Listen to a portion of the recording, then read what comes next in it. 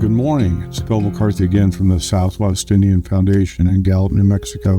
Hope you're well wherever you are. It's cold and crisp here this morning in Gallup. We're into the month of November where winter is upon us and we're preparing for Thanksgiving.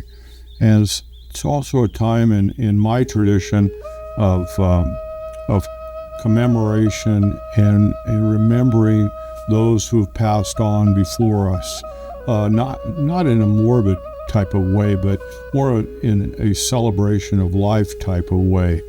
The piece of literature that has become part of my life is A River Runs Through It. I recommend it in so many ways, but the last portion of the novel is those that we live with and love and should know elude us. And almost all those who I knew and did not understand when I was young are dead, but I still reach out to them. Of course, now I'm too old to be much of a fisherman, and I usually fish the big waters alone, although some friends think I shouldn't. But when I'm alone in the half-light of the canyon, all existence fades into a being with my soul and memories, and the sound of the big Blackfoot River, and the 4-count rhythm, and the hope that a fish will rise. Eventually all things merge into one, and a river runs through it. The river was cut by the world's great flood and runs over rocks from the basement of time. And on some of the rocks are timeless raindrops, and under the rocks are the words, and some of the words are theirs. I am haunted by waters. Isn't it true, when people that pass on before us, we are at a loss and we hurt because of the loss of that individual.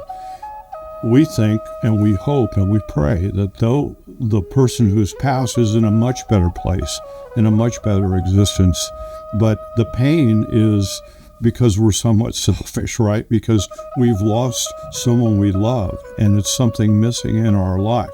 And we have to accept that. We've all lost things in our life and people in our lives, and we've all suffered to a certain degree. I mean, that's just a fact of life.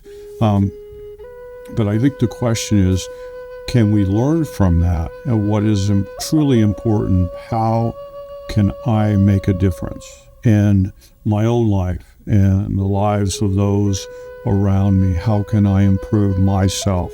How can I be an ambassador of good and hope? And even though it's a time of decomposition and death, I can renew my spirit, and especially right before the holidays. And with that, just hope you have a beautiful Thanksgiving and a beautiful holiday, and may you always walk in beauty.